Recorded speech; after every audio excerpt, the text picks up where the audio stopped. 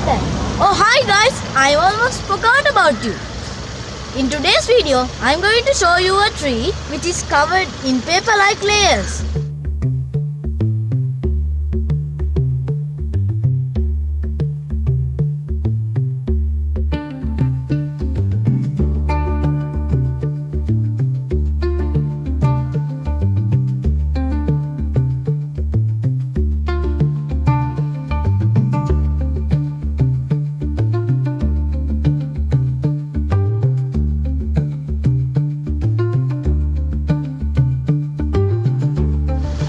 Here it is. This tree is called by many names: Paperbark Tea Tree, Broad-leaved Paperbark, Palm Tree and more.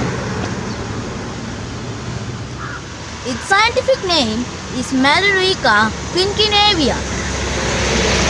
Here in Sri Lanka, we call it Lotsumbulu. But to Australian Aborigines, it's called Niaouli. The Niaouli tree is native to New Caledonia, Papua New Guinea and the east coast of Australia. It usually grows in marshlands and along riverbanks. The Aborigines loved and respected this tree because it was a multi-purpose survival resource, like a natural toolkit. Its soft bark is easily peeled from the trunk. Large sheets of paper bark were peeled and used as a natural roofing for Aborigines shelters that are also known as gunyas. Infants were swaddled in a soft bark for warmth and comfort. Layers of paper bark provided insulation and softness that they used them as sleeping mats.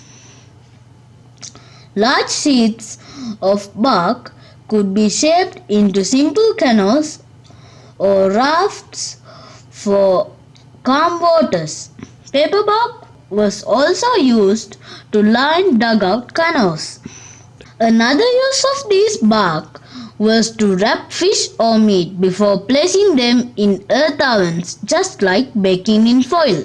And what's more is that layers of bark helped retain heat in pit cooking. Aborigines also made some water containers for short travels with these barks. Paper bark is also used as a fire starter and to make smoke signals. Dry, flaky paper bark ignites easily and was used as tinder. Burning bark produced heavy smoke for long-distance communication.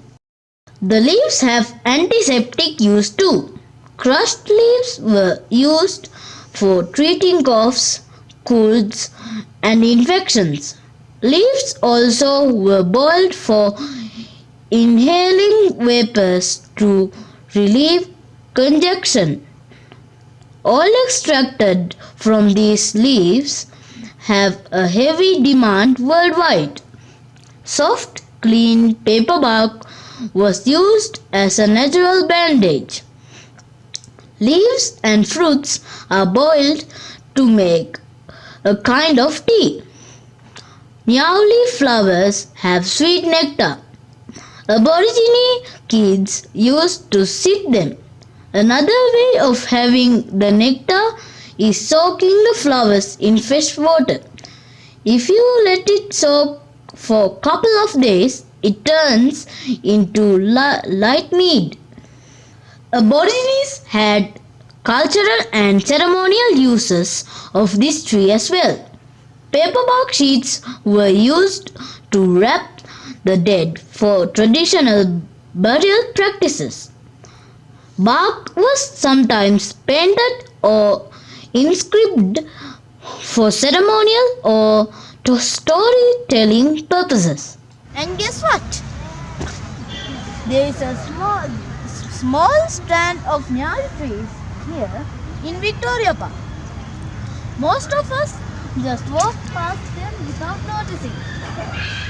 But to Aborigines, this was a complete survival toolkit. And that's what I wanted to talk with you today. Until next time, I'll see you with more fun facts. Bye! Say bye to the trees. Bye!